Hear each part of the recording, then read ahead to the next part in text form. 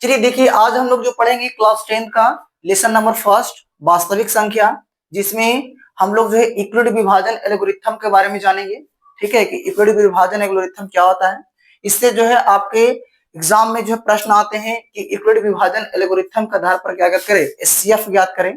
तो इसके बारे में आज हम पूरा पढ़ेंगे कि कैसे एचसीएफ को ज्ञात करते हैं, कैसे निकालते हैं, वास्तविक संख्या किसे कहते हैं, परिमेय संख्या क्या होता है, अपरिमेय संख्या क्या होता है, यूक्लिड विभाजन एल्गोरिथम क्या होता है। तो देखिए, वास्तविक संख्या के बारे में जानकारी प्राप्त करने के लिए आपको बता दें हम कि वास्तविक संख्या जो होता है वो परिमेय संख्या और अपरिमेय संख्या दोनों के समुच्चय को हम लोग वास्तविक संख्या कहते हैं। तो कभी कभी ऑब्जेक्टिव पूछ दिया आपको कि परिमेय संख्या और अपरिमेय संख्या के समुच्चय को कौन सी संख्या कहते हैं, तो परिमेय संख्या और अपरिमेय संख्या के समुच्चय को हम लोग क्या कहते हैं, वास्तविक संख्या कहते हैं।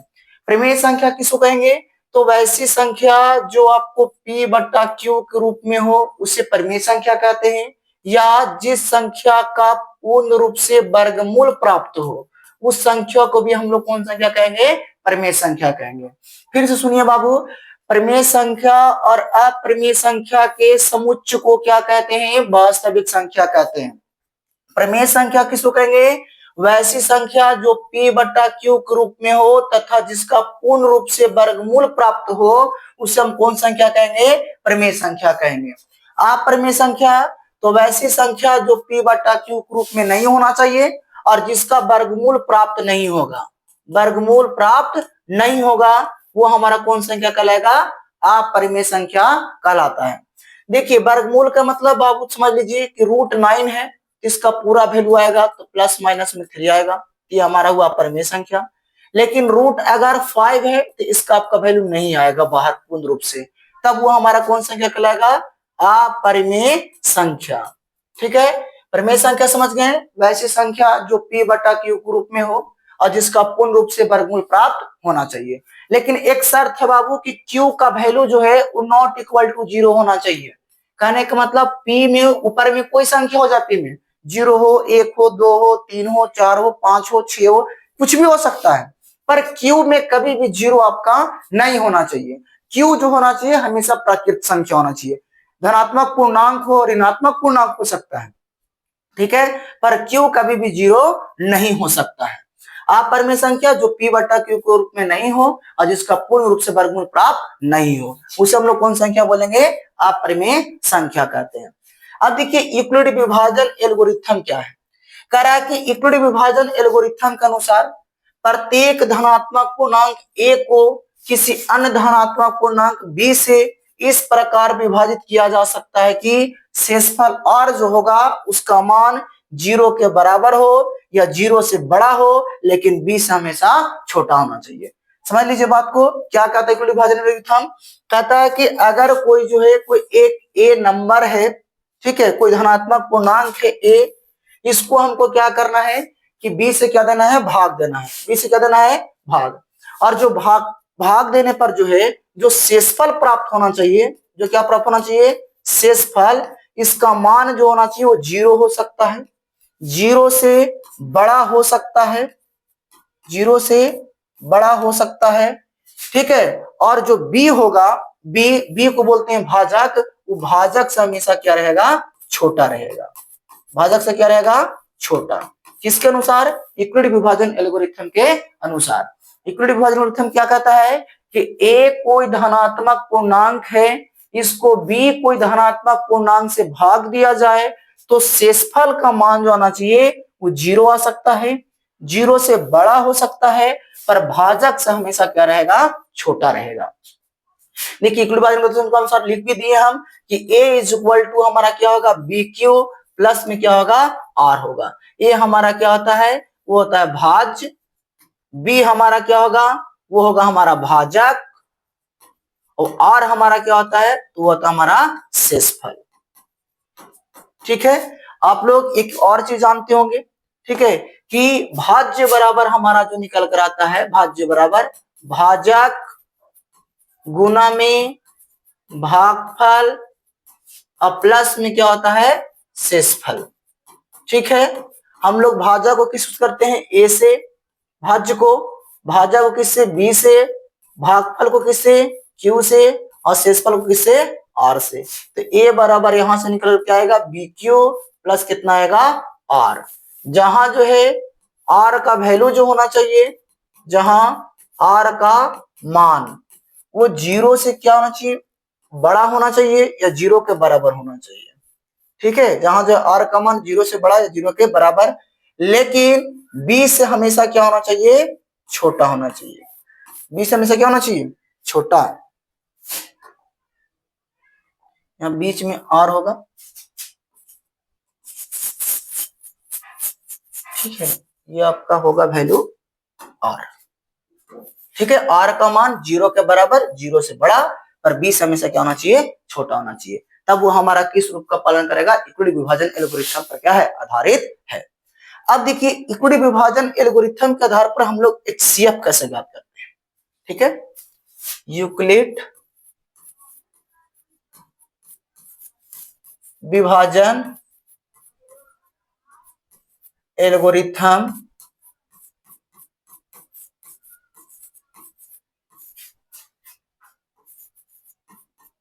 के अनुसार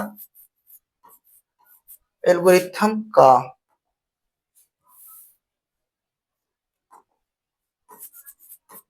प्रयोग कर एचसीएफ ज्ञात करें, एचसीएफ ज्ञात करें। ठीक है, इक्विटी विभाजन एल्गोरिथम का प्रयोग करके हमको क्या करना है, एचसीएफ को ज्ञात करना है।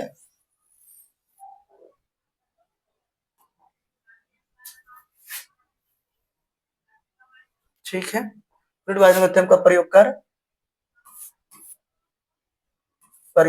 कर एचसीएफ ज्ञात करें। ठीक है, इक्विटी विभाजन एल्गोरिथम का प्रयोग करना है और क्या करना है, एचसीएफ ज्ञात करना है। जैसे देखिए हम आपके सामने एक सवाल लेते हैं अपनी मन से। मान लीजिए कि हमको एचसीएफ ज्ञात करना 46 और 83 का। तो आपको ध्यान क्या देना है कि जो बड़ा वैल्यू है उसको ए मानना है। तो दोनों में देख लीजिए बड़ा कौन है, तो 83, तो 83 बराबर होगा ए, और जो छोटा वैल्यू है उसको कितना मान लेना है, बी मान लेना है। हाँ, कंडीशन क्या कहता है, अब हमारा b बराबर 46 ले लिए, a बराबर 83 ले लिए। अब क्या कहता है कि b को a से भाग देना है।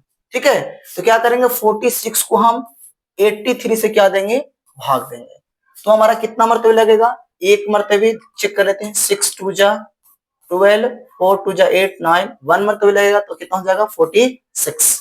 घटा दीजिए उसको, 13 में से 6 जाएगा, बचेगा 7, ये हो जाएगा 7, 7 में से 4 जाएगा, कितना बचेगा, 3। अब क्या ध्यान देना आपको कि जो बीच का जो वैल्यू आ रहा है इसको लेना है पहले, क्योंकि हम फॉर्मूला जानते हैं a इक्वल टू क्या होता है, बी क्यू प्लस कितना, आर। तो देखिए a कौन है हमारा 83, इसको हम कहां लेकर आएंगे, सबसे पहले। तो 83 हमारा आएगा पहले, इज इक्वल टू b में q से गुना करना। तो ये हमारा b का वैल्यू है, ये हमारे इधर वाला q का वैल्यू है। तो b गुने कितना करेंगे, q करेंगे। तो 46 इंटू कितना करेंगे, 1, और प्लस में कितना करना है, आर। आर हमारा देखिए कितना है, 37। ये जब तक आपका भाग लगाना है, ठीक है, जब तक आर का वैल्यू 0 नहीं हो जाए। तो फिर क्या करेंगे, फिर ऐसे करके भाग लगाएंगे और 46 कहां लाएंगे, बीच में लाएंगे। फिर आपको लगेगा 1 मरतबे, तो कितना हो जाएगा, 37। ठीक है, आप इसको माइनस कर दीजिए, 16 में से 7 जाएगा, बचेगा 9। ठीक है, ये 3 में से 3 जाएगा, कुछ नहीं बचेगा। अब फिर देखिए आपका बीच में वैल्यू कितना आया, 46। तो फिर बीच वाला वैल्यू को कहां लाना है, पहले लाना है। तो 46 आ जाएगा पहले। फिर क्या करना है, 37 को 1 से मल्टीप्लाई करेंगे इस प्रकार से। तो 37 इंटू कितना आपको हो जाएगा, 1 हो जाएगा। और जो आपका रिमाइंडर बचा है, शेषफल बचा, उसको क्या करेंगे, हम जोड़ देंगे। तो प्लस में कितना हो जाएगा, 9 हो जाएगा। अभी भी देखिए आर का वैल्यू 0 नहीं आया है, तो फिर से हम ऐसे करके भागा लगाएंगे। 37 को कहां उतारेंगे, बीच में उतारेंगे। अब लगेगा 4 मरतबे, तो कितना होगा, 36। ठीक है, आपका शेष कितना बच जाएगा, इधर से 1 बचेगा। ठीक है, फिर बीच में आया 37, देख लीजिए ध्यान से यहाँ। तो 37 हमारा कहां चलाएगा, पहले चलाएगा। ठीक है, बराबर मल्टीप्लाई कितना से होगा, 9 इंटू में 4। तो 9 इंटू में कितना करेंगे, 4, और प्लस में हमारा शेष कितना बचा है, 1। तो प्लस में कितना बचेगा, 1। अब देखिए आगे क्या करेंगे, अभी भी हमारा 0 नहीं हुआ है, तो फिर से हम इसको ऐसा घेरा लगाएंगे और 9 को उतारेंगे और फिर से भाग लगाएंगे। तो कितना मरतबा लगेगा, 9 मरतबे, 9 से 9 खत्म, शेष कितना बचेगा 0। अब बीच में हमारा कौन हुआ, 9 हुआ, तो 9 को हम कहाँ लाएंगे, पहले लाएंगे। फिर क्या करेंगे, 1 में 9 से क्या करेंगे, मल्टीप्लाई करेंगे। तो 1 इंटू में कितना करेंगे 9 और शेष कितना बचेगा 0। और जो हमारा ये जो वैल्यू हुआ, ये वाला जिसे वैल्यू लगा, जिसे मतलब पूरा कटा, तो 1 से लगाएं तो पूरा पूरा कट गया। तो जिस नंबर से पूरा पूरा कटता है वही नंबर हमारा क्या कहलाता है, एचसीएफ कहलाता है। तो इस क्वेश्चन का एचसीएफ जो हुआ वो कितना निकल कर आया, 1 निकल कर आया। ठीक है, अब देखिए नेक्स्ट क्वेश्चन इसी प्रकार से। चलिए देखिए आपके सामने फिर सेकंड सवाल है, 156 और 504 का हमको एचसीएफ याद करना है। तो क्या करेंगे कि जो बड़ा वैल्यू है हम उसको लिखेंगे। तो बड़ा वैल्यू हुआ 504, तो a इज इक्वल टू हमारा आएगा 50 कितना 4, b इज इक्वल टू हमारा कितना आएगा 156। इक्वलिटी विभाजन एल्गोरिथम के अनुसार a इज इक्वल टू होता है b क्यूब प्लस कितना हो जाएगा आपका r हो जाएगा। अब हम क्या करेंगे कि छोटा नंबर 156 से डिवाइड लगाएंगे 50 कितना में 4 में। आप इसको चेक कर सकते हैं। ठीक है, 156 इंटू में 3, 6 3 जा 18, 1 5 3 जा 15, 1 16 के 6, 1 3 1 जा 3 और कितना 4। और चेक कर लीजिए 4 से लगा के, 6 चौको 24 के 4 2, 5 चौको 20 और 2 22 के 2, 4 एकम 4 2 कितना हो जाएगा 6। ये तो ज्यादा आ जाएगा, लगेगा कितना से 3 मरतबे लगेगा। तो 3 से लगाएंगे तो 6 3 18 के 8, 1 5 3 15 16 के 6, 1 3 एकम 3 कितना 4। अब इसको डिवाइड घटा दीजिए, 14 में से 8 जाएगा कितना बचेगा आपको 6 बचेगा, 9 में से 6 जाएगा कितना बचेगा आपको 3 बचेगा। ये तो आपका पूरा का पूरा खत्म हो गया। ठीक है, क्योंकि 4 में से 4 जाएगा खत्म। तो फिर से हमारा बीच में वैल्यू कितना आया 504। तो बीच वाला वैल्यू को खींच के कहां लाना है, सबसे पहले, ये बात ध्यान दीजिएगा। फिर ये वाला आपका जो है, जो आपका बायां तरफ है, बायां तरफ दायां तरफ वाला नंबर को क्या करना है, गुना। तो 156 गुना में कितना कर देना आपको 3, शेष आपका कितना बचा 36। तो जोड़ कितना देंगे आपको 36। अभी भी r का वैल्यू 0 नहीं आया है, तो फिर से ऐसे घेरा लगाएंगे। ठीक है, और फिर से नंबर को क्या करेंगे, हम ऊपर से उतारेंगे ऐसे 156। अब इसको चेक कर लेते हैं हम। 36 इंटू में 4, 6 चौको 24 के 4 2, 4 3 12 तो कितना हो जाएगा 14। 5 से लगा के देख लेते हैं, 6 5 30 के 0 3, 5 3 15 3 कितना 18। ये तो ज्यादा हो गया, क्या मरतबे लगेगा 4 मरतबे। 4 से लगाएंगे कितना आएगा 144। घटाएंगे 6 में से 4 जाएगा 2, 5 में से 4 जाएगा 1, खत्म। ठीक है, अब बीच में हमारा कौन हुआ 156। तो 156 को हम उठाकर कहां लाएंगे, पहले, और बाएं और दाएं वाला नंबर को क्या करेंगे, गुना। तो 36 गुना में हमारा कितना हो जाएगा 4, और शेष हमारा कितना बचा है 12। तो 12 को हम क्या करेंगे, जोड़ देंगे। अब फिर से हम क्या करेंगे, ठीक है, कि शेष हमारा अभी भी 0 नहीं बचा है, तो फिर से हम इसको ऐसे घेरा लगाएंगे, ऊपर से कितना उतारेंगे 36। ठीक है, 12 कितना हो जाएगा 36। देखिए पूरा पूरा आपका कट गया, शेष कितना आ गया 0। बीच में कौन हुआ 36, तो 36 को कहां लाएंगे हम, पहले। अब क्या करेंगे कि दाएं और बाएं वाले नंबर को क्या कर देंगे, गुना।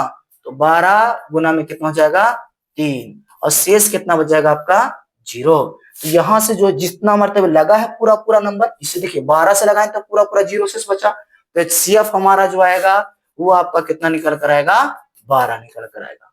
अब देखिए थर्ड नंबर क्वेश्चन। चलिए आपके सामने ये थर्ड नंबर सवाल लिखा हुआ है, 135 और 200 कितना लिखा हुआ है 25। अब आपको ध्यान क्या देना है कि जो हमारा बड़ा वैल्यू है उसको क्या मान लेना है a। तो a इज इक्वल टू हो जाएगा हमारा 200 कितना 25। जो छोटा वैल्यू है हम उसको क्या मानते हैं b। तो b इज इक्वल टू हमारा कितना हो जाएगा 135। अब क्या करेंगे हम कि छोटा वैल्यू से बड़ा वैल्यू में भाग लगाते हैं, तो 225 आ जाएगा। ठीक है, चेक कर लेंगे कितना मतलब लगेगा, तो 135 गुना में 2 कर लेते हैं, 5 दूनी 10, 3 दूनी 6, 1 7।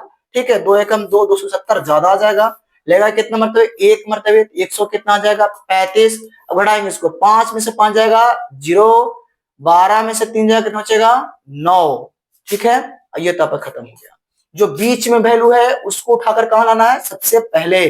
तो 225 हमारा जो आएगा वो सबसे पहले आएगा। ठीक है, ए बराबर बी क्यू प्लस कितना आर। अब फिर क्या करेंगे, बाएं वाला नंबर दाएं तरफ नंबर दोनों को मल्टीप्लाई कर देना है। तो 135 गुना में 1, शेष हमारा कितना बचा है 90। तो प्लस में हम कितना कर देंगे 90। अभी भी शेषफल हमारा 0 नहीं आया है, शेषफल हमारा क्या आना चाहिए 0 आना चाहिए। अब हम क्या करेंगे कि फिर से इसको भाग लगाएंगे और 135 लाएंगे नीचे। अब ये लगेगा हमारा 1 मतलब, तो कितना आएगा 90। घटाइए इसको, शेष बचेगा 5, 13 में से 9 जाएगा, बचेगा कितना 4। जो बीच में वैल्यू हुआ इसको आप कहां लेकर आइए सबसे पहले और गुना कर दीजिए बाएं और दाएं वाला को। 90 गुना में कितना हो जाएगा 1 हो जाएगा और प्लस में कितना हो जाएगा 45 हो जाएगा। अब क्या करेंगे हम फिर से इसको घेरा लगाएंगे और ऊपर से कितना हम उतार कर लेकर आएंगे 135। ठीक है, अब ये लग जाएगा हमारा 3 मरतबे, 5 15 के 5 और 6 12 कितना 13। तो पूरा पूरा क्या हो जाएगा कट जाएगा। समझ गए बात को। तो क्या हो जाएगा बीच वाला वैल्यू जाएगा वो सबसे पहले आ जाएगा। तो 135, अच्छा 1 मिनट, यहाँ 45 बचा, शेष ऊपर से कितना उतरेगा 90 उतरेगा, 2 मरतबे लग जाएगा बाबू। 1 मिनट हो जाइए, शेष यहाँ बचेगा कितना 45, ऊपर से कितना उतरेगा 90, ले आया कितना मरतबे 2 मरतबे, 45 दूनी कितना हो जाएगा 90। ठीक है, तो यहाँ पर पहले नंबर आएगा वो आएगा आपका 90 आएगा। ठीक है, 225, 135, 135 पहले था। ठीक है, बराबर 90 गुना में 1 प्लस कितना 45। अब 90 कहाँ चलाएगा पहले चलाएगा। अब ये कितना हो जाएगा 45 गुना में कितना 2। ठीक है, प्लस में कितना 0। तो यहां से आपका जो है 45 मरतबे लगाएगा तो शेष कितना आया 0 आया। तो इस नंबर का जो है एचसीएफ जो आएगा वो कितना आएगा 45 आएगा। चलिए अब देखिए आपके सामने 3 नंबर दिया गया, तो तीनों नंबर का आपको एचसीएफ ज्ञात करना है। तो इसके लिए आपको क्या करना है, सबसे पहले जो है कोई 2 नंबर को आपको लेना है, कोई भी आप 2 नंबर को ले सकते हैं। ठीक है, तो हम क्या करते हैं कि यही दोनों फर्स्ट नंबर को पहले लेते हैं। ठीक है, तो क्या हो जाएगा यहाँ से a इज इक्वल टू आएगा 250 और b इज इक्वल टू कितना मान लेंगे 175 मान लेंगे। ये नंबर को बाद में कर देंगे। अब यहाँ से क्या करेंगे कि 175 से क्या लगाएंगे डिवाइड लगाएंगे 250 में। ठीक है, तो यहाँ पर कितना मतलब लगेगा चेक कर लेते हैं। 175 2 से गुना कर लेते हैं पहले, 5 दूनी 10, 7 दूनी 14, 15 के 5, 1 2 एकम 3, 350 आएगा। लगेगा नहीं, एक ही से लगेगा, तो 100 कितना जाएगा 75। 10 में से 5 जाएगा कितना बचेगा 5, ये हो जाएगा आपको 14, 14 में से 7 जाएगा कितना बचेगा 7 और 1 से 1 खत्म। ठीक है, अब बीच में हमारा कितना हुआ 250, 250 हमारा कहाँ चलाएगा बाबू पहले चलाएगा। अब हम क्या करेंगे 175 में कितना से गुना करेंगे 1 से, तो 175 गुना में हो जाएगा 1 और शेष बचेगा 75। अब हम क्या करेंगे कि यहां से जो है ठीक है ऐसे डिवाइड लगाएंगे और फिर 175 को कहां उतारेंगे नीचे उतारेंगे। ठीक है, अब लगा के देखते हैं हम 175 गुना में 3 से, 5 15 के 5, 7 ये कैसे कितना 22, 300 तो लगेगा नहीं, लगेगा कितना मरतबे 2 मरतबे, 5 दूनी 10, 7 दूनी 14 15। ठीक है, शेष आपका कितना बचेगा यहां से देख लेते हैं घटाकर। देखिए शेष बचेगा 5 में से 0 जाएगा बचेगा 5, 7 में से 5 जाएगा शेष कितना बचेगा 2 खत्म। ठीक है, अब बीच में हमारा हुआ 175, तो 175 हमारा चलाएगा पहले। अब क्या करेंगे हम 75 में कितना से गुना करेंगे 2 से, तो 75 गुना में करेंगे 2 और शेष हमारा कितना बचा है 25, तो लिखेंगे कितना अब 25 लिखेंगे। अब क्या करेंगे अभी भी हमारा शेषफल 0 नहीं आया तो फिर से हम भागा लगाएंगे और ये वाला वैल्यू कहां निकल उतारेंगे पहले बीच में उतारेंगे। अभी लगेगा 25 कितना 75, शेष आपका कितना बच जाएगा 0। अब जो बीच का वैल्यू हुआ वो चलेगा पहले, 75 आ जाएगा पहले। अब हम क्या करेंगे बाएं वाला दाएं वाला गुना कर देंगे तो 25 गुना कितना हो जाएगा 3 हो जाएगा, शेष हमारा कितना बच जाएगा 0 बच जाएगा। अब देखिए हमारा एचसीएफ इस अनुसार कितना आया 25 आ गया, कितना आ गया 25। तो हम क्या करेंगे कि ये जो हमारा HCF है छोटा वाला नंबर, ठीक है, इसी को हम क्या करेंगे, ये 425 से भाग लगाएंगे, ठीक है। जो हमारा यहाँ से HCF जो नंबर इसको 0 लाया, जो HCF हम लिख रहे थे, इसी से हम क्या करेंगे, नेक्स्ट नंबर में हम क्या देंगे, भागा देंगे। तो क्या करेंगे हम कि 25 भागा करके देंगे 425, मतलब पहले जो है वो कितना लिखाएगा, 425 लिखाएगा। अब हम भागा देके देखते हैं कितना मरतबा कटता है, 9 से लगा के देखते हैं। पहले तो एक मरतबा लगा के देख लीजिए, 25 से कम 25, 12 में से 7 जाए, 12 में से 5 जाएगा, 7 बचेगा, 3 में से 2 जाएगा, कितना बचेगा, 1, ऊपर से कितना उतरेगा, 5, ठीक है। अब ये फिर 5 से लगा के देखते हैं, 25 25 के 5 2, 5 दूनी 10, तो कितना 12, 125, ठीक है। अब हम कितना से लगा के देखते हैं, 6 से लगा के देख लेते हैं, या 7 से, तो 7 दूनी 7 25 35 के 5 3, 7 दूनी 14 और 3 17, कहने का मतलब ये आपका जो है 7 से लग जाएगा, और कितना आएगा 175। देख लीजिए शेष कितना बच गया, 0। कहने का मतलब यह हुआ कि अगर हम 425 में बीच में लिखेंगे, अब 25 को कितना से गुना करेंगे, 17 से, तो 25 गुने कितना हो जाएगा, 17, और शेष हमारा कितना बन के आएगा, 0। मतलब इस नंबर का अभी भी HCF जो है वो आपका कितना निकल कर आएगा, 25 निकल कर आएगा, ठीक है। चलिए अब बढ़ते हैं नेक्स्ट सवाल की ओर। चलिए देखिए, ये सब आपको होमवर्क है, 4407 2938 और 1469 को होमवर्क बना के आप लोग को आना है, और हमारे कमेंट्स में इन सबका आंसर करना है कि आपका आंसर जो है वो कितना आ रहा है। 196 और 38220, ठीक है। 3 नंबर क्वेश्चन है 346, ठीक है, 349852। एक और दे देते हैं 3318 3196 और 4216। ये आपको चार क्वेश्चन है, इसे आपको क्या करके आना है, बना के आना है, और हमारे कमेंट्स में इन चारों को क्या लिखना है, आंसर लिखना है, ठीक है। कल हम आपको जो है केसी सिन्हा क्लास 10th का बुक है, ठीक है, क्लास 10th एक्सरसाइज 1.1 जो है बताएंगे, ठीक है, 1.1 पूरा के पूरा।